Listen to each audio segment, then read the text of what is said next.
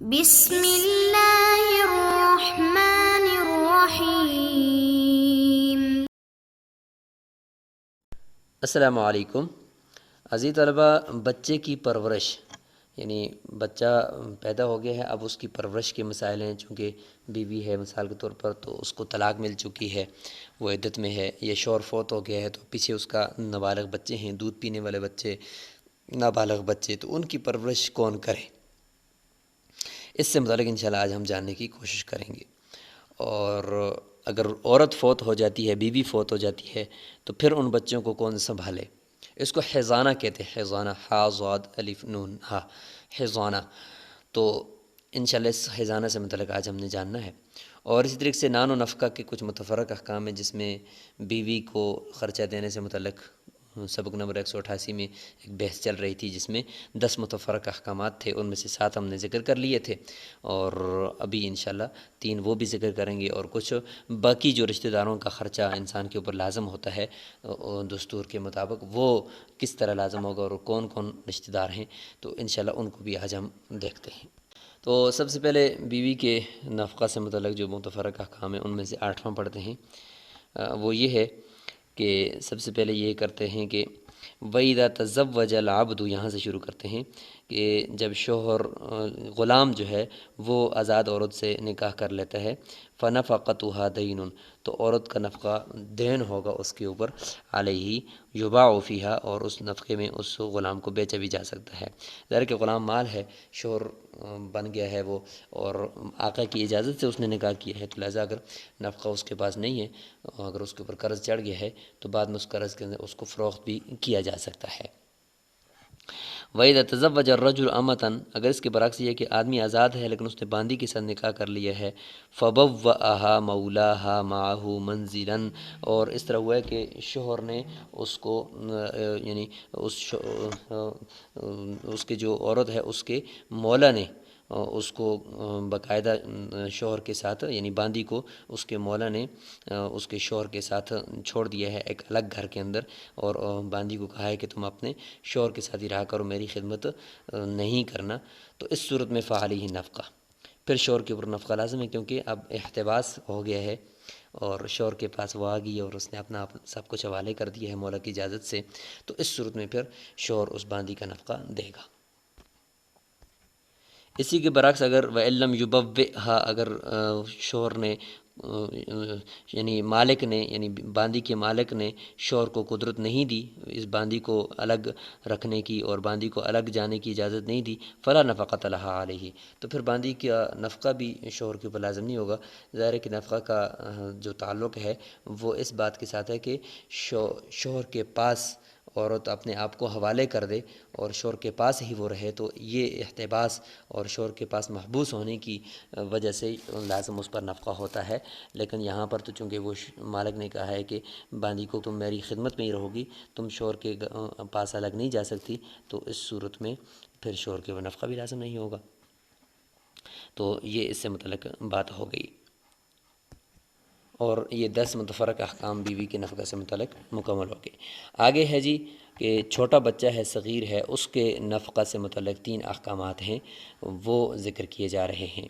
ان میں سب سے پہلا حکم ذکر کیا جا رہا ہے کہ وَنَفَقَةُ الْأَوْلَادِ الصِّغَارِ، نابالغ اولاد کا جو خرچہ ہے، علی الاب، وہ باپ کے اوپر لازم ہوتا ہے، لا یشارکہ فیہا احد، اس نفقے میں باپ کے ساتھ کوئی اور شریک نہیں ہوگا کہ وہ بھی اس خرچے کو برداشت کرے، بلکہ وہ باپ خود کرے گا۔ کما لا یشارکہ فی نفقۃ الزوجۃ، جس طریقے سے بیوی کے نفقہ میں شوہر کے ساتھ کوئی بھی شریک نہیں ہوتا، اس کا نفقہ صرف اور صرف شوہر پر لازم ہوتا ہے۔ تو یہ سب سے پہلا حکم ہو گیا کہ باپ کے اوپر ان کا نفقہ لازم ہے۔ فَإِنْ كَانَ الصَّغِيرُ رَضِيًّا، اگر وہ بچہ چھوٹا جو ہے ایسا ہے کہ وہ دودھ پینے والا ہے، رضیًا، فَلَيْسَ عَلَىٰ أُمِّهِ أَن تُرْضِعَهُ، لیکن شرعاً عورت کے اوپر لازم نہیں ہے کہ اس کو وہ دودھ پلائے۔ وَيَسْتَأْجِرُ لَهُ الْأَبُ مَنْ تُرْضِعُهُ عِنْدَهَا، کہتے ہیں کہ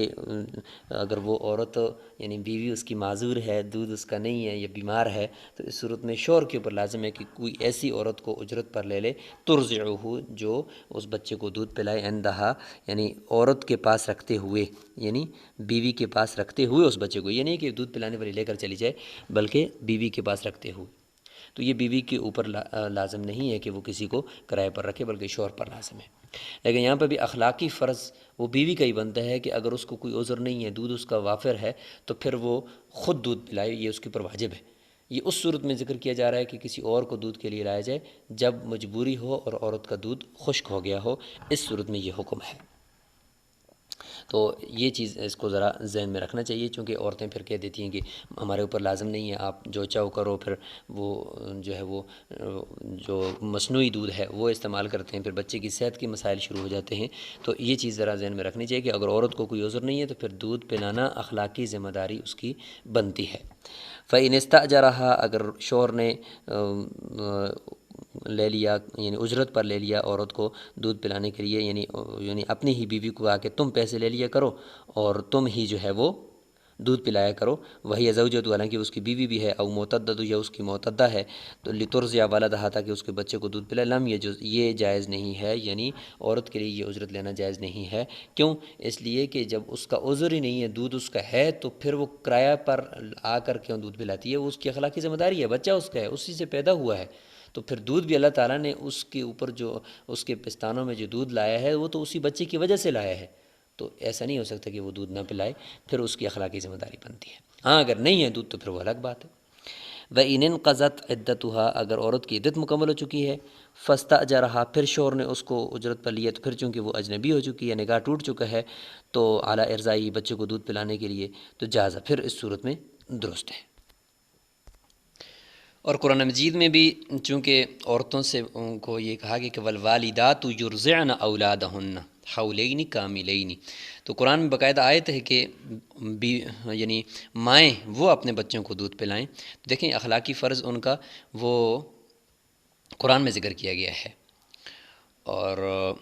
آگے یہ بھی ہے کہ لا تضار والدۃ بولدہا، کہ بچے کی وجہ سے ماں کے اوپر زیادتی بھی نہ کی جائے۔ یہ نہیں ہے کہ اس کا دودھ نہیں ہے اور اس کو کہا جائے کہ نہیں تو نہیں دودھ پلانا ہے، اور تو نہیں اس کی دودھ کا بندوبست کروانا ہے، تو یہ ٹھیک بھی نہیں ہے نا۔ دونوں طرف چونکہ دین معتدل ہے، لہٰذا نہ بیوی کے اوپر زیادتی ہو نہ شوہر کے اوپر، ولا مولود اللہ بولدہ، نہ ہی شوہر کے اوپر زیادتی کی جائے۔ تو اس لیے فرمایا کہ وَإِنْ قَالَ الْأَبُ،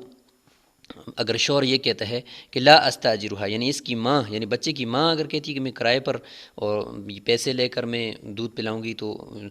باپ کہتا ہے کہ لا استاجرها، میں اس کو کرائے پر نہیں لوں گا، جاء بغیرها، اور لے کر آ گیا اس کے علاوہ کسی اور عورت کو دودھ پلانے کے لیے، فرضیت الام بمثل اجرت الاجنبیتی، ماں بھی کہتی ہے کہ جتنا تم اس اجرت اجنبی عورت کو دو گے اتنی پر میں بھی راضی ہوں، مجھے اگر آپ دیتے ہو تو ٹھیک ہے۔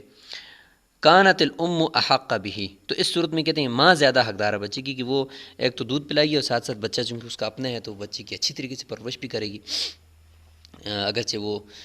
ماں اس کی طلاق یافتہ ہے یا کچھ بھی ہے، لیکن یہ کہ اگر وہ اس پر راضی ہے اور اگر اس کے نکاح میں بھی ہے، پھر بھی اس صورت میں یہی حکم ہے کہ وہ پھر زیادہ حقدار ہے، کیونکہ اسی اجرت کے اندر وہ دودھ پلانا چاہتی ہے۔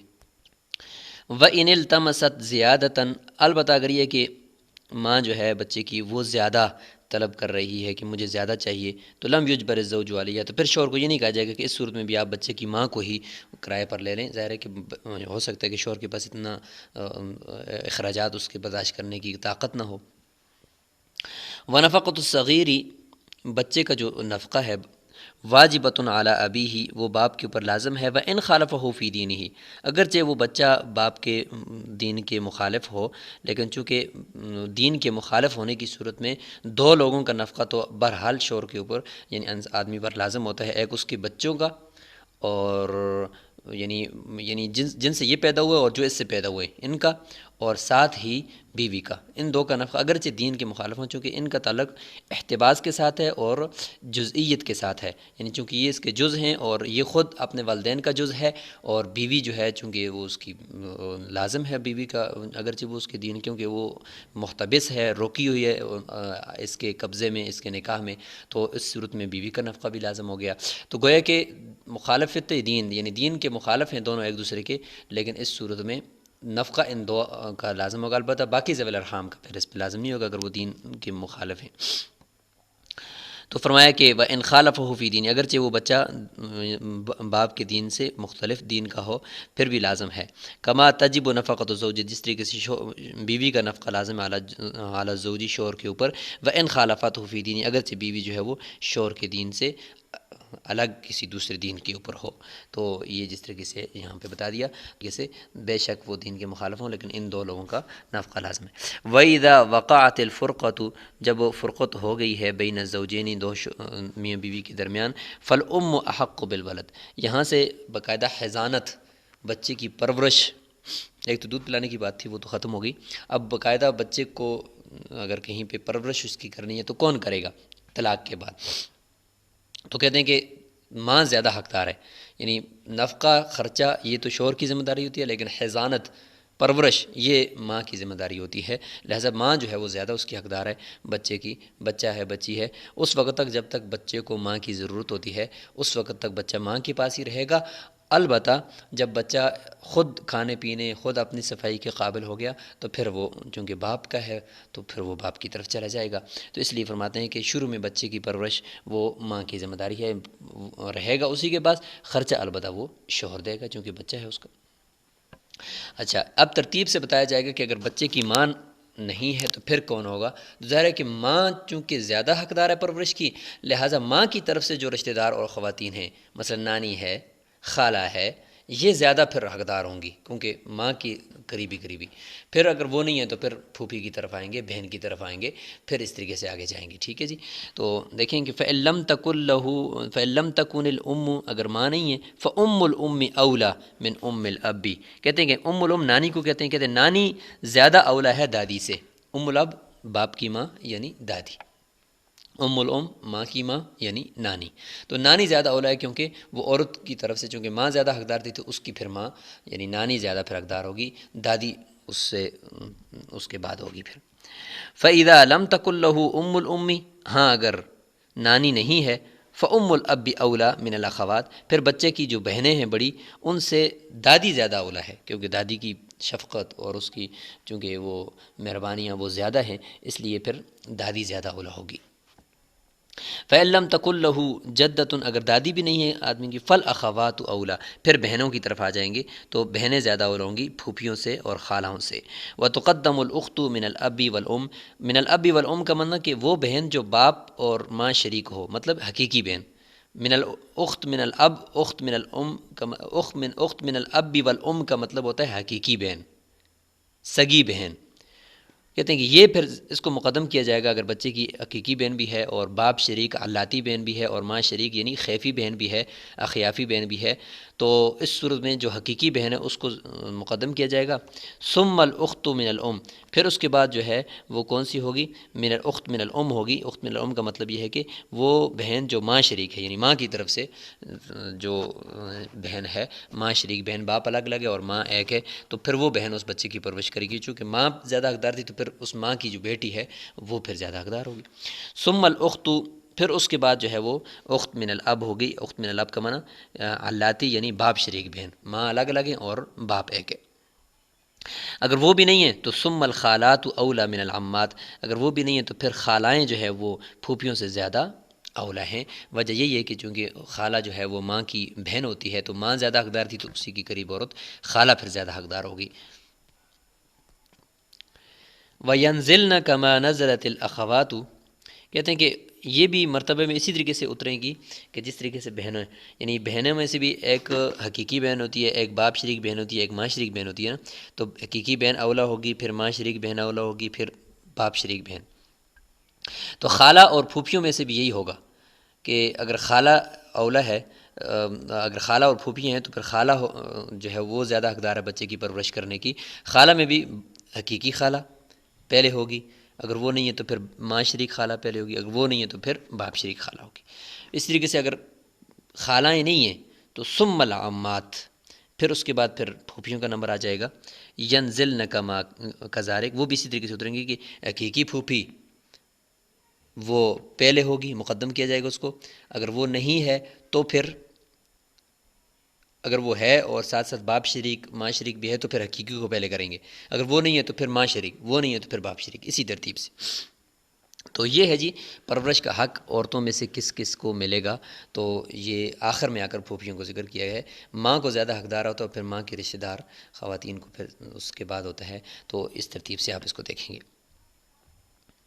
اچھا، ان ہی میں سے جب کوئی شادی کر لے اور چلی جائے شادی کر کے اور اس کے ذمہ بچے کی پرورش بھی تھی، تو شادی کرنے سے اس کا جو حق ہے پرورش کا وہ ساقط ہو جائے گا. ظاہر ہے اب وہ دوسرے گھر میں جائے گی، اس کے اپنے بچے ہوں گے تو اس کا حق ساقط ہو جائے گا. الا الجدہ، یعنی دادی کا نہیں ہوگا، کہ دادی جو ہے وہ اگرچہ اگر وہ اذا کان زوجها الجد، اگر اس کا شوہر جو ہے وہ بچے کا دادا ہو. تو اس کی ایک صورت ہم آپ کو بتاتے ہیں کہ اگر اور دادی ہے وہ اگر نکاح کر لیتی ہے اور اس کا جو شوہر ہے وہ بچے کا دادا ہی ہے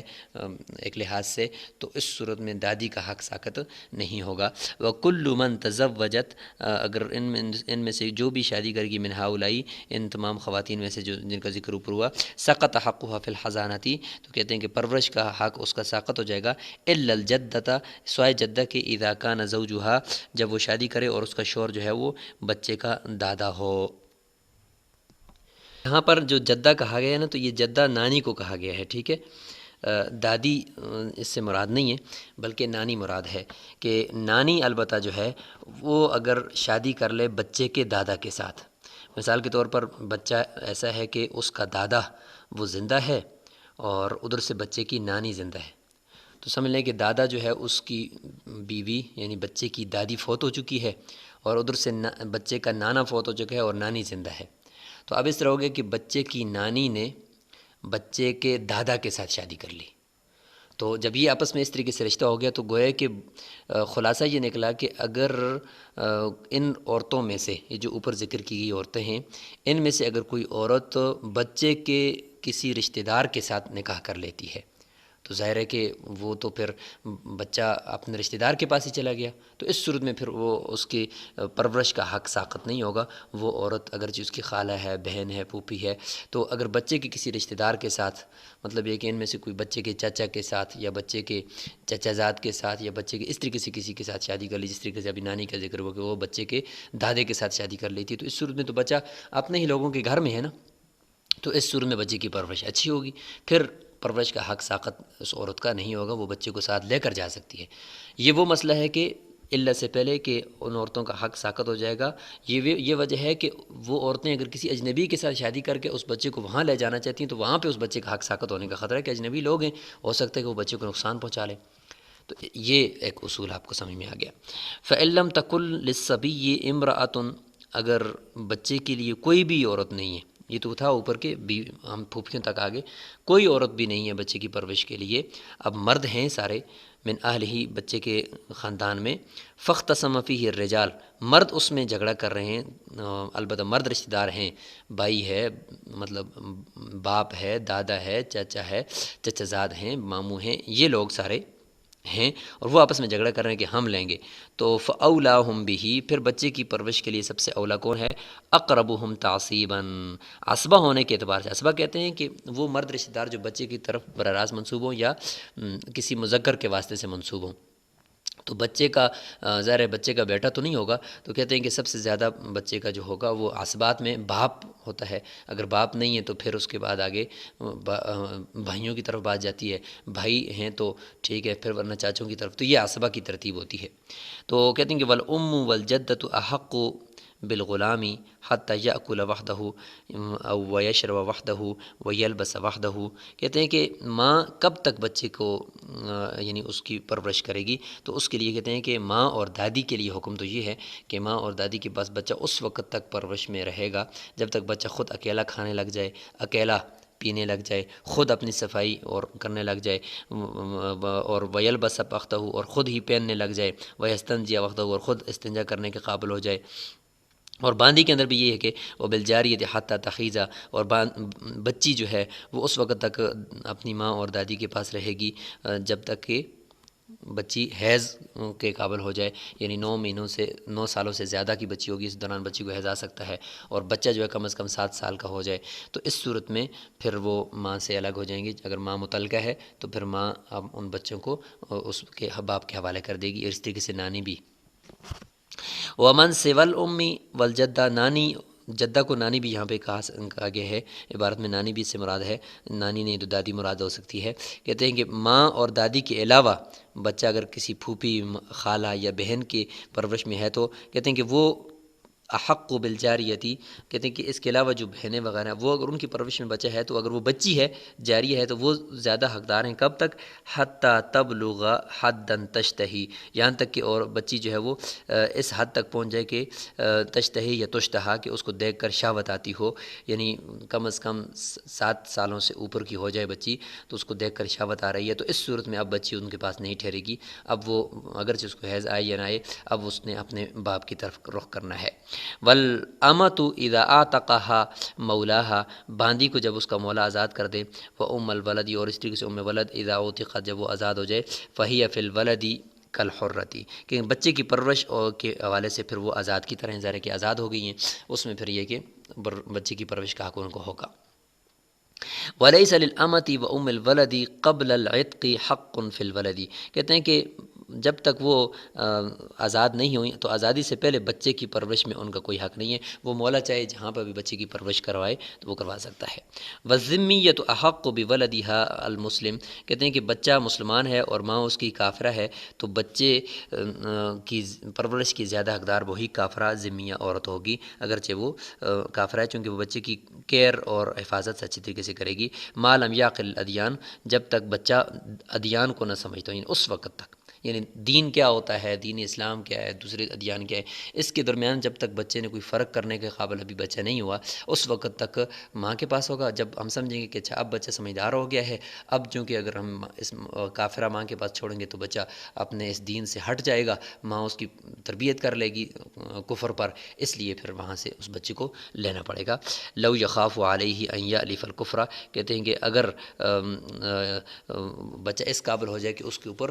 کفر کی طرف معلوف اور کفر کی طرف مائل ہونے کا خوف ہو جائے تو اس صورت میں پھر بچہ وہاں پر نہیں ہوگا، اور اس کے بعد پھر بچہ واپس والد کے پاس آ جائے گا۔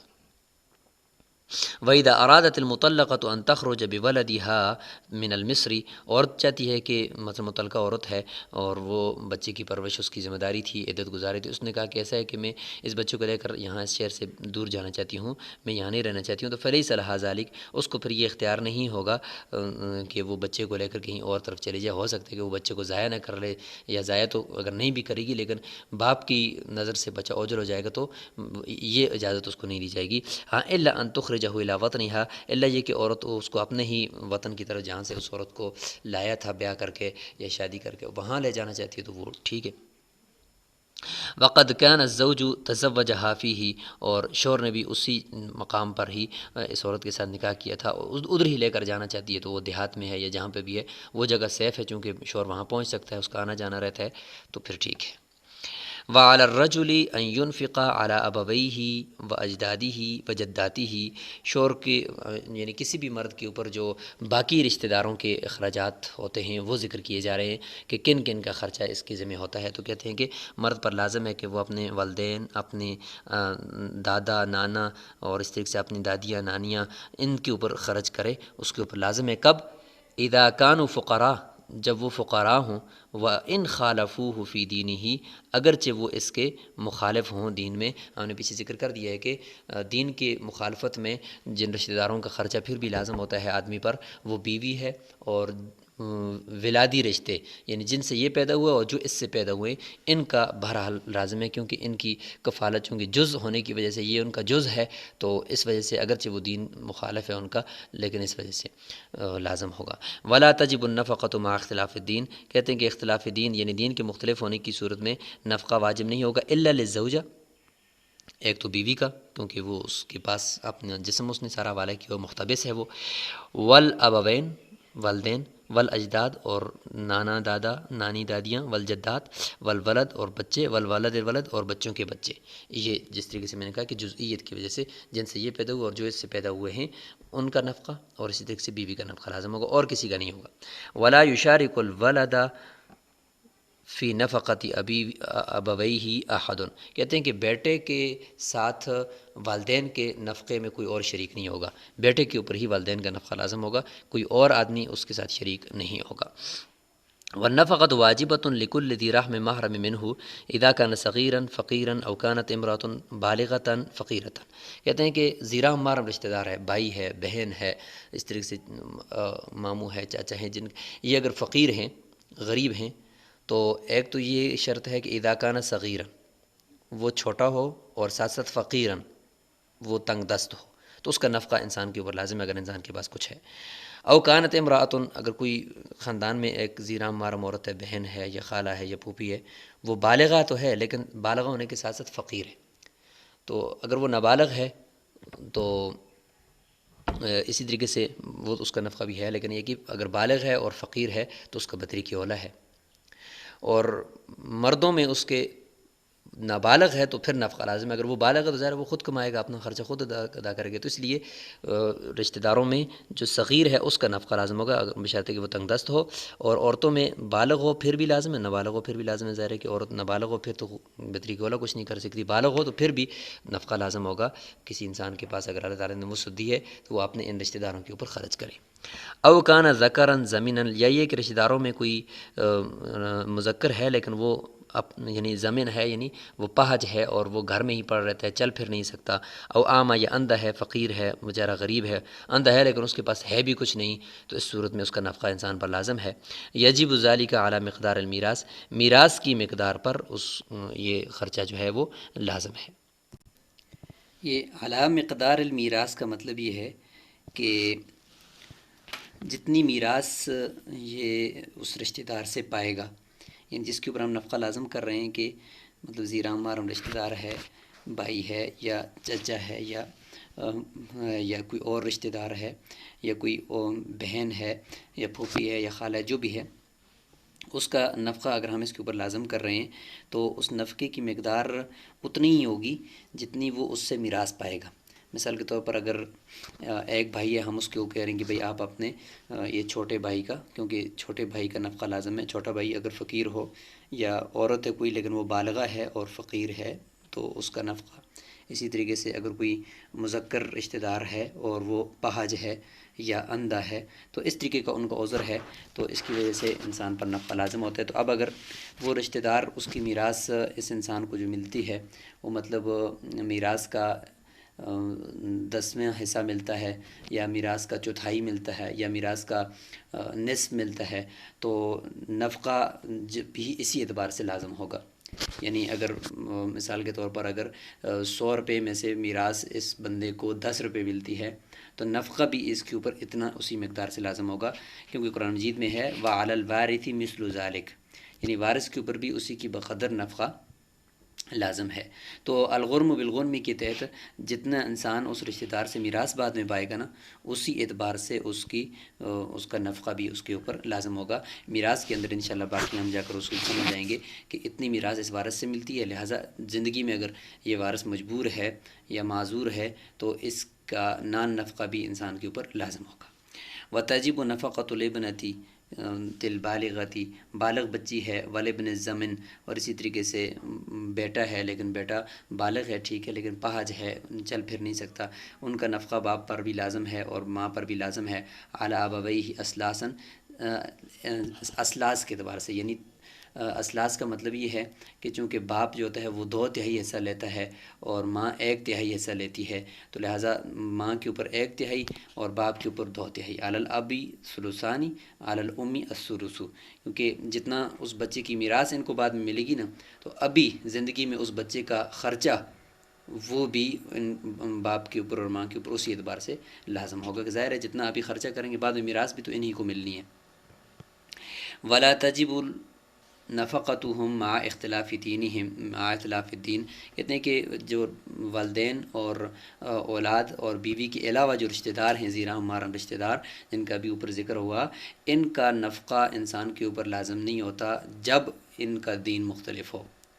یعنی ایک آدمی کا دین وہ مسلمان ہے اور جو اس کے ذی رحم محرم رشتہ دار ہیں وہ غیر مسلم ہیں، تو چونکہ دین مختلف ہے تو دین مختلف ہونے سے اس کے اوپر نفقہ لازم نہیں ہوگا۔ وہ جو نفقہ اس کے اوپر لازم ہوتا ہے اختلاف دین کے باوجود، وہ بیوی کا ہوتا ہے کیونکہ بیوی اس کے پاس محبوس ہے، اور جن سے یہ پیدا ہوئے اور جو اس سے پیدا ہوئے ہیں ان کا ہوتا ہے چونکہ وہ ان کے جزئیت کی وجہ سے۔ ولا تجب علی الفقیر، اور ایک غریب آدمی کے اوپر خود فقیر ہے، خود لاچار ہے، تو اس کے اوپر دوسرے رشتہ داروں کا نفقہ کیسے لازم کریں؟ خود اس کا نفقہ اوروں پہ لازم ہے تو اس کے اوپر کیسے نفقہ لازم کر سکتے ہیں؟ تو یہ درست نہیں ہے۔ اچھا، دوسری بات یہ ہے کہ جب دین مختلف ہو تو پھر زیرام محرم رشتہ داروں کا نفقہ انسان پر لازم نہیں ہوتا۔ اس کی ایک وجہ یہ ہے کہ غیر مسلم کا انسان وارث تو نہیں بن سکتا، نہ وہ غیر مسلمان کے وارث بن سکتے ہیں۔ جب وہ ایک دوسرے کے وارث نہیں بن سکتے، بعد میں میراث بھی نہیں پائیں گے، لہٰذا فی الحال زندگی میں نفقہ بھی لازم نہیں ہوگا۔ یہ اسی اصول کو آپ ذہن میں رکھیں۔ وَإِذَا كَانَ لِلْإِبْنِ الْغَائِبِ مَالٌ، اگر بچہ غائب ہے لیکن اس کا کوئی مال پیچھے پڑا ہوا ہے تو قضا علیہ بنفقۃ ابیہ، تو قاضی فیصلہ کرے گا اس مال میں سے اس کے والدین کے نفقے کا، کیونکہ وہ غائب کے اوپر فیصلہ نہیں ہے بلکہ مال وہ پہلے سے بیٹے کے اوپر یہ نفقہ پہلے سے لازم تھا، جبکہ اب قاضی نے صرف یہ کیا کہ صرف اس کے مال سے لے کر وہ والدین کو دیا ہے، ورنہ نفقہ تو لازم پہلے بھی تھا جب وہ غائب نہیں تھا۔ وَإِنْ بَاعَ أَبَوَاهُ مَتَاعَهُ فِي نَفَقَتِهِمَا جَازَ عِنْدَ أَبِي حَنِیفَہ رحمہ اللہ، اگر اس کے والدین پیچھے اس کے مال کو اپنے خرچے کے اندر فروخت کرتے ہیں تو منقولی جتنی بھی اشیاء ہیں ان کو اگر فروخت کر رہے ہیں تو یہ درست ہے، اور فروخت کر کے وہ اپنا جو حصہ ہے وہ اپنا حصہ وصول کر سکتے ہیں، چونکہ اس کو حفاظت بھی کرنی ہوگی تو لہٰذا اس سے بہتر ہے کہ والدین اس کو منقولی اشیاء جو پڑی ہوئی ہیں بیٹے کے مال کی اس کو فروخت کر کے وہ اپنا حصہ وصول کر لیں۔ لیکن وَإِنْ بَاعَ العقارہ، اگر وہ غیر منقولی اشیاء یعنی مثلا زمین وغیرہ کو بیچ رہے ہیں، بچے کی زمین ہے، بچہ غائب ہے، اس کو بیچ رہے ہیں تو یہ درست نہیں ہے، کیونکہ زمین کو بیچیں گے تو زمین تو ویسے بھی اس کی حفاظت کی ضرورت نہیں پڑتی، وہ پڑی ہوئی ہے۔ اس کے علاوہ بہتر یہ ہے کہ اس کی منقولی چیزوں کو بیچ کر اپنا حصہ وصول کریں، جو غیر منقولی اشیاء ہیں ان کو اس کو نہ بیچیں۔ وَإِنْ كَانَ لِلْإِبْنِ الْغَائِبِ مَالٌ فِي يَدِ أَبَوَيْهِ، اگر خود والدین کے قبضے میں غائب بچے کا مال پڑا ہوا ہے، فَأَنْفَقَا مِنْهُ، اگر وہ اس میں سے خرچ کر لیتے ہیں، لم یضمنا، پھر بھی ضامن نہیں ہوگی، کیونکہ جو مقرر شدہ بچے کے اوپر لازم شدہ حق ہے گویا کہ والدین نے وہی وصول کیا، اور والدین کے پاس جو مال ہے بچے کا گویا کہ بچے کے پاس ہونا والدین کے پاس ہونا ایک ہی بات ہے، لہٰذا اس صورت میں والدین بھی اس کے ضامن نہیں ہوں گے۔ وَإِنْ كَانَ لَهُ مَالٌ فِي يَدِ أَجْنَبِيٍّ، اگر کسی اجنبی کے قبضے میں مال تھا، فَأَنْفَقَ عَلَيْهِمَا بِغَيْرِ إِذْنِ الْقَاضِي، اگر قاضی کے اجازت کے بغیر اس اجنبی آدمی نے والدین کے اوپر خرچ کر دیا، تو یہاں پر چونکہ اجنبی آدمی کے پاس یہ امانت تھا، ٹھیک ہے اس نے والدین پر خرچ کیا لیکن اس کے پاس امانت ہے، تو اس لیے اس نے غیر کے مال میں غیر کی ولایت کے بغیر تصرف کر دیا، قاضی کی اجازت کے بغیر بھی قاضی کو تو سب کے اوپر ولایت ہوتی ہے، لہٰذا وہ وہاں پہ اس نے اس کی اجازت بھی نہیں لی، تو اس صورت میں وہ ضامن ہوگا۔ زمینہ، تو یہاں پہ کہتے ہیں کہ یہ ضامن ہوگا۔ وَإِذَا قَضَى الْقَاضِي، جب قاضی نے فیصلہ کر دیا، لِلْوَلَدِ بچے کے لیے، وَالْوَالِدَيْنِ اور والدین کے لیے، وَذَوِي الْأَرْحَامِ اور ذوی الارحام رشتہ داروں کے لیے، بِالنَّفَقَةِ نفقے کا، فَمَضَتْ مُدَّةٌ پھر درمیان میں کوئی مدت گزر گئی ہے کہ آدمی نے وہ نفقہ نہیں دے سکا، وہ سقطت، تو کہتے ہیں وہ ساقط ہو جائے گا، چونکہ یہ ایک صلہ رحمی ہے، یہ کوئی قرض نہیں ہے کہ بس ایک دفعہ لازم ہو گیا تو وہ دینا ہی پڑے گا، صلہ رحمی تھی، جس وقت تک وہ موجود ہے دیتا ہے تو دے دے، جب وہ نہیں ہے اس دوران اگر انہوں نے گزارا چلا لیا ہے تو ایسا نہیں ہے کہ یہ دینا ہی پڑے گا بلکہ وہ ساقط ہو جائے گا۔ الا ان یأذن لهم القاضی، الا یہ کہ قاضی نے جب ان کو اجازت دی تھی کہ جب یہ بندہ غائب ہو تو تم اس کے نام پر قرضہ بھی لے کر تم اپنا حصہ وصول کر سکتے ہو، اگر یہ ذوی الارحام کو یا والدین کو یا کسی آدمی کی اولاد کو قاضی نے خود فیصلہ سنا دیا تھا، تو اس صورت میں اگر وہ جا کر قرضہ لے لیتے ہیں کسی سے کہ بھئی ہمارا باپ ہے یا ہمارا بیٹا ہے وہ آئے گا آپ کو دے دے گا، تو اس صورت میں کہتے ہیں کہ الا ان یأذن لهم القاضی فی الاستدانۃ علیہ، کہ اس غائب آدمی کے اوپر قرضہ اس کے نام پر استدانہ اس کے نام پر قرضہ لینے کی اگر اجازت دی تھی قاضی نے، تو اس صورت میں اگر وہ لوگ قرضہ لے لیتے ہیں تو پھر یہ قرضہ یہ اس آدمی نے ادا کرنا ہوگا جو ان کے رشتہ داروں نے اس کے نام پر قرضہ لے کر اپنا حصہ وصول کیا ہے اور نفقے کے اندر اس کو لگایا ہے۔ وعلی المولا ان ينفق على عبده وامته، مولا پر لازم ہے کہ وہ اپنے غلام اور اپنی باندی پر خرچ کرے، ظاہر ہے اس سے وہ کام لیتے ہیں تو وہ ان کے اوپر خرچ بھی وہی کرے گا۔ وَإِنِ امْتَنَعَ مِنْ ذَلِكَ، اگر وہ اس سے رکتا ہے کہ میں نہیں کرتا ہوں، وَكَانَ لَهُمَا کسبن اور ان غلام اور باندی کے لیے کوئی مزدوری وغیرہ بھی ہے تو اکتسبہ وہ مزدوری کریں گے، وانفقا منہ اور اسی میں سے خرچ کریں گے، ظاہر ہے کہ کہیں نہ کہیں سے تو انہوں نے خرچ کرنا ہی ہے، مولا نہیں دے رہا تو پھر خود مزدوری کریں گے۔ وَإِن لَّمْ يَكُن لَّهُمَا كَسْبٌ اگر ان کے پاس کوئی مزدوری وغیرہ کا انتظام نہیں ہے تو اجبر المولا علی بیعہما، لہٰذا اجبر المولا علی بیعہما، مولا کے اوپر جبر کیا جائے گا، یعنی قاضی کی طرف سے کہ ان کو بیچ دو، اگر آپ ان کے اوپر خرچ نہیں کر سکتے ان کو فروخت کر دو تاکہ یہ اپنے مال کا انتظام جا کر اپنے نفقے کا انتظام وہ خود کر لیں۔ تو یہ یہاں پر آ کر ہمارے یہ جو سبق ہے وہ مکمل ہو گیا ہے کتاب النفقات کا۔ آخر میں کچھ متفرق احکامات تھے کہ اگر بچہ غائب ہو تو اس کے اوپر جو نفقہ ہے والدین کا وہ کیسے ادا کرنا ہے، یا اسی طریقے سے اگر کوئی بڑا غائب ہے، اس کی اولاد ہے پیچھے، تو وہ اگر ان کو خرچے کی ضرورت ہے تو قاضی اگر ان کو قرضہ لینے کی اجازت دیتا ہے تو لے سکتے ہیں، ورنہ وہ ضامن نہیں بنا سکتے کہ ہمارے گزشتہ سالوں کا جو نفقہ لازم ہے تو وہ بھی آپ دے دو، چونکہ یہ صلہ رحمی ہے، یہ کوئی عوض نہیں ہے۔ تو یہاں پہ کتاب النفقات کا یہ سبق مکمل ہو رہا ہے۔ السلام علیکم ورحمۃ اللہ وبرکاتہ۔